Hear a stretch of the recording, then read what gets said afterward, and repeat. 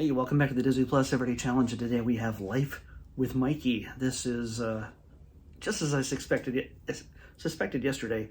This is a Michael J. Fox starring film. It's from 1993. It's an hour and 32 minutes long, and it has him and Nathan Lane and even Cyndi Lauper as the secretary for their talent agency. He and Nathan Lane play brothers who run a talent agency for children. And Michael J. Fox, plays Mikey. Which, by the way, Michael J. Fox plays a guy named Michael Chapman, who also plays a kid named Mikey when he was a kid. Well, when he was younger. Michael J. Fox plays a former child star, and he had done a sitcom called Life with Mikey, and that's what his big claim to fame is. But he grew up and grew out of it and got out of the whole Hollywood thing. He was no longer a big star, and unlike Michael J. Fox, who went from Family Ties to Back to the Future, or did them both at the same time, if you know how Back to the Future was made. And he's gone on to do lots of big things throughout the years, and he's a beloved actor. But he plays a guy whose career kind of went in the dumpster as soon as he kind of grew up. But he moved into the world of being an agent for children, much like himself. When we meet him, he is taking auditions from a number of kids. One of the fun things about this movie is you get to see a number of very bad, very talentless children soft shoeing it, singing it, swirling batons, doing very dreadful monologues, acting monologues. It's some pretty funny stuff. Yes, this movie is actually funny. I actually really enjoyed it. It's not going to be like, oh my god, I got to see this again over and over again. It's just funny. It has the charm of Michael J. Fox, and Nathan Lane is great. He's not in it as much as I imagine he was. I mean, he's a major part of it, but it's very much focused on Michael J. Fox and the young lady he finds has stolen his wallet on the street. Where he's finding no talent whatsoever that walks through their doors to audition for them. He finds this girl is a bit of a scam artist when she's not just grabbing wallets.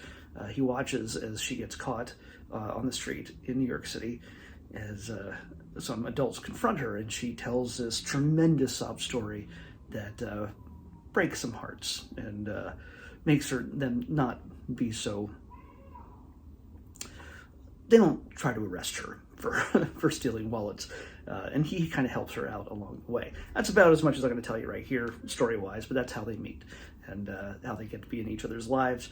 She is from a family where she's living with her sister after the loss of her parents. Her sister doesn't pay attention to her at all. She's a real streetwise kid. She knows what's going on. She's much smarter than anybody suspects. But she doesn't go to school. She doesn't pretty much do anything that you expect a 10-year-old to be doing at that time in her life. When Michael J. Fox, or Michael, or Mikey, decides, hey, you know what?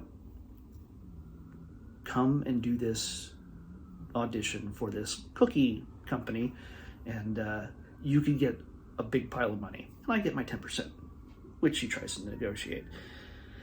But, so he kind of molds her into a little actress of sorts, mainly due to mainly due to her need for money and independence and everything else that money would afford her.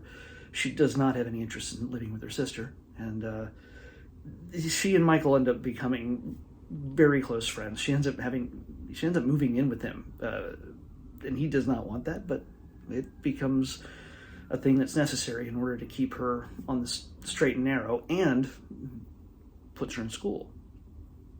Something she's also not really done in the past very much.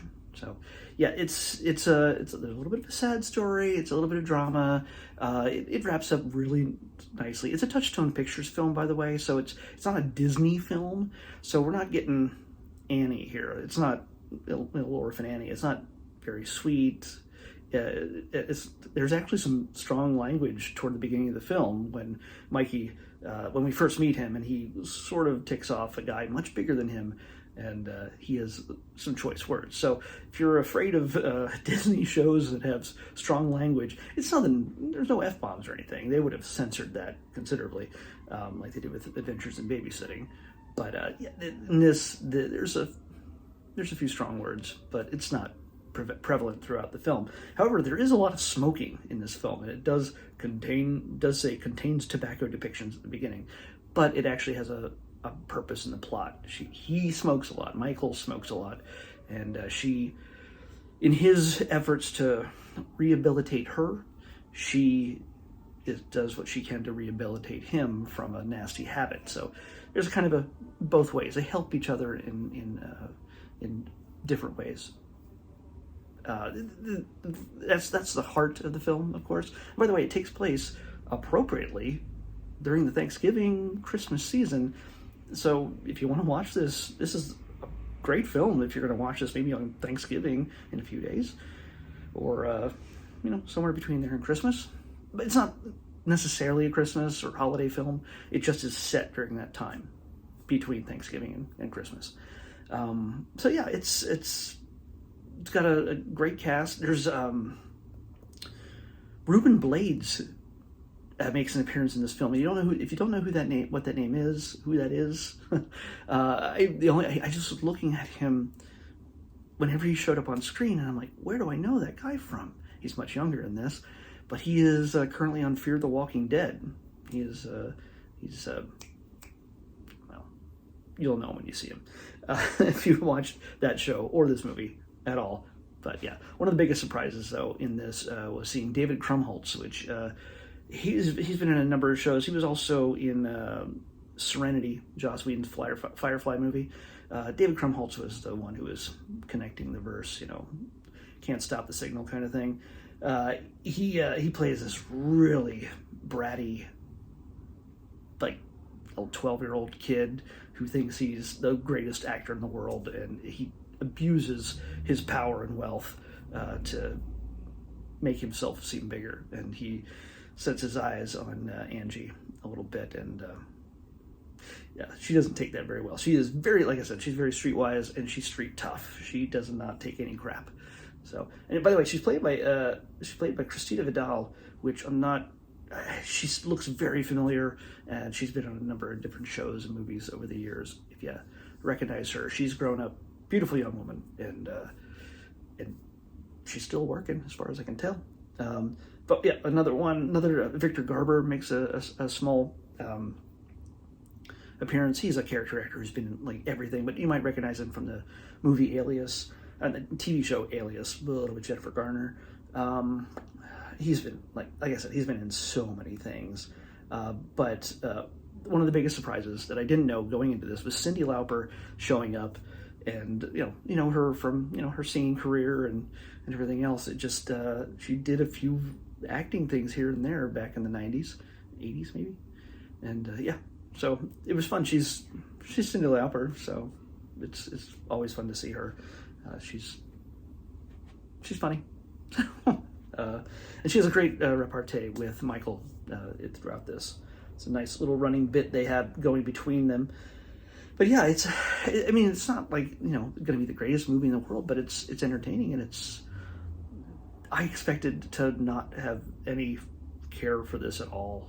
It's just like, it's not like it's an innovative story or anything. It's not, it's people growing, an adult connecting with a kid who helps change his life, and her life has changed through connecting with an adult and opening up after losing so much in her life.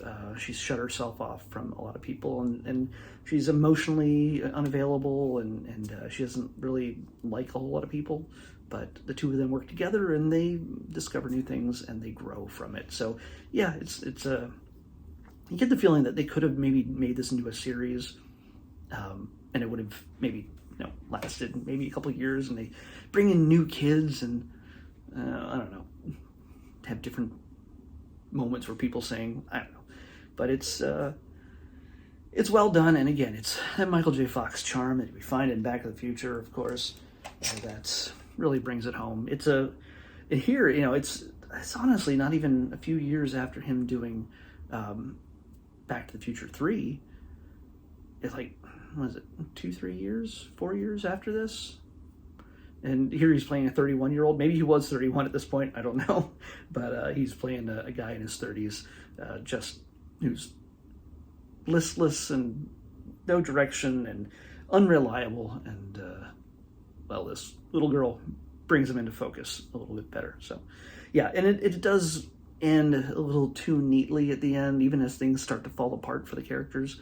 Everything kind of gets wrapped up. So, you know, it's technically a Disney film, but it's really a Touchstone Pictures, and everybody's happy at the end. No weird tragedy happens to bring them even closer together, as sometimes dramas do, but this is a comedy, so yeah. So anyway, that's Life with Mikey. You even get the theme song to the Life with Mikey show. And by the way, you get to see what he was like as a kid. There's different actors and stuff like that. But you see clips of his old TV show. He actually watches himself at times. And he even shares some time watching his old show with Angie. Sometimes. It's kind of interesting to see the old... how he would have seen. It's weird. It's just funny to think of a guy just sitting back and watching his own shows and thinking that was a better life back then. But yeah, it probably was. He probably was real rich, and people do remember him when they meet him. So he parlays his celebrity into all sorts of connections, his minor celebrity into all sorts of connections that helped him escape a lot of trouble. So it's kind of interesting in that way. But anyway, let's pick tomorrow's episode. 174. Okay, 174.